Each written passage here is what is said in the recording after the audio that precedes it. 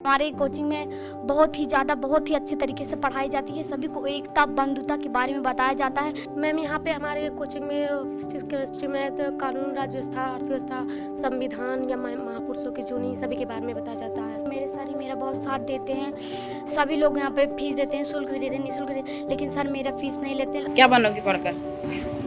मैं आपकी जैसी रिपोर्टर।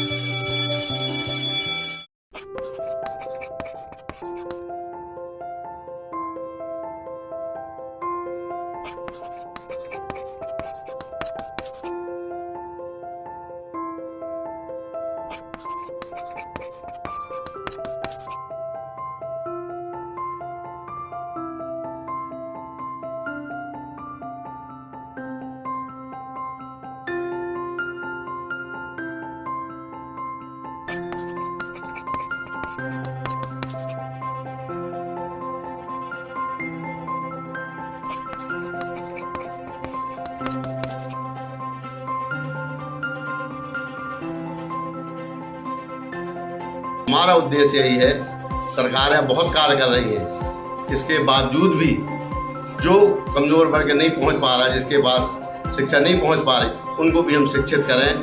क्योंकि लोकतंत्र में जनता से ही राजा बनता है, बड़े आदमी का आदमी राजा नहीं बनता है। शिक्षा ही ऐसी चीज़ है जो आदमी को अधिकारी और नेता बना सकती है। तो डॉक्टर भीमराव अम्बेडकर का सबसे पहला एक अपना सिद्धांत था, वो शिक्षित बनो, संगठित रहो और संघर्ष करो। और जब तक हम शिक्षित ही नहीं होंगे तब तक हम संघर्ष कर ही नहीं सकते हैं। और आज ये सोसाइटी जो अपना है एससी का है, चाहे कोई भी सोसाइटी हो, अगर वो एजुकेटेड नहीं है तो जाहिर सी बात है वो संगठित हो ही नहीं सकती है। हमारे यहाँ ये 15 से 29 वर्ष की लगभग 27-28 बच्चियाँ रोज आती हैं। और हमारे ये बेटी हैं श्री विजय गुप्ता, ये बहुत अच्छे से नियमित उपस्थित होकर और बच्चियों को शिक्षण पार करा रहे हैं।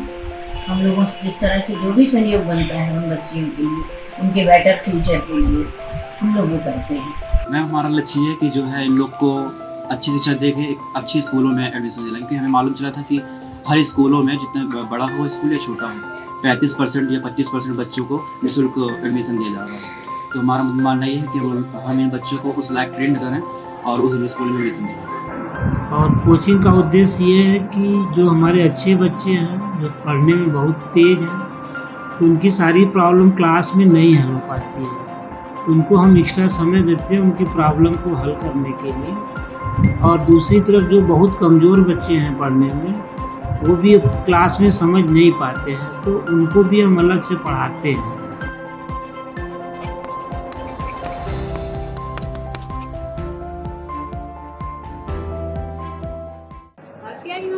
कोचिंग करती हूँ। Yes ma'am.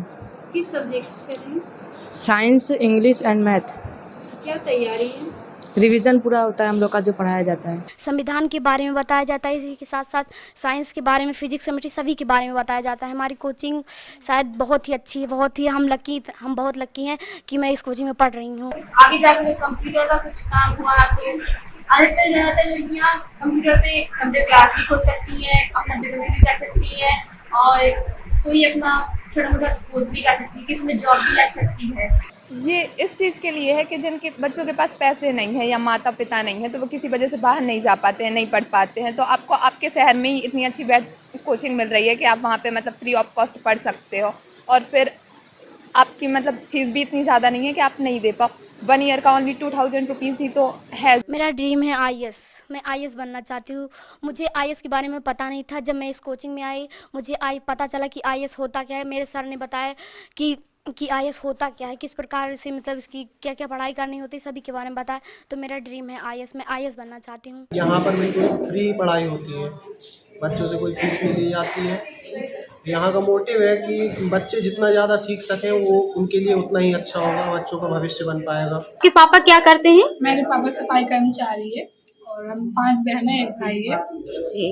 इस वजह से कुछ सीखने के लिए आए थे कि सोचा कि या फिर पढ़ाई में ज़्यादा इंटरेस्ट नहीं तो कुछ ना कुछ सीखा जाए, तो फिर सोचा कंप्यूटर क्लास सीखे, तो उसमें काफ़ी चीज़ में कंप्यूटर लगता है, इस वजह से कंप्यूटर क्लास सीख रहे हैं। देखिए हमारे देश में ऐसे कई सारे छात्र या बच्चे हैं जो पढ़ाई करना चाहते हैं लेकिन पैसों की कमी की वजह से वो अपनी पढ़ाई पूरी नहीं कर पाते हैं, तो उनके लिए बहुत ज़्यादा लाभप्रद है, बहुत ज़्यादा ज़रूरी है ताकि वो अपने अध्ययन कर पाएँ और आगे अपनी लाइफ में कुछ कर पाएँ, वो बन सकें कुछ। कभी हम भी कोचिंग करने गए थे बड़े शहर में, बड़ी बड़ी कोचिंगों में हमने गए, वहाँ पे देखा कि कम से कम 2-2 ढाई रुपये दे रहे हैं बच्चे और ले रहे हैं वहाँ के संस्थान। तो हमारे पास क्या होता था उस टाइम पे इतना पैसा नहीं होता था कि जिसमें हम इतनी मोटी रकम या फीस भर सकें। पढ़ना तो चाहते थे लेकिन पढ़ नहीं पाते थे सिर्फ फीस की वजह से।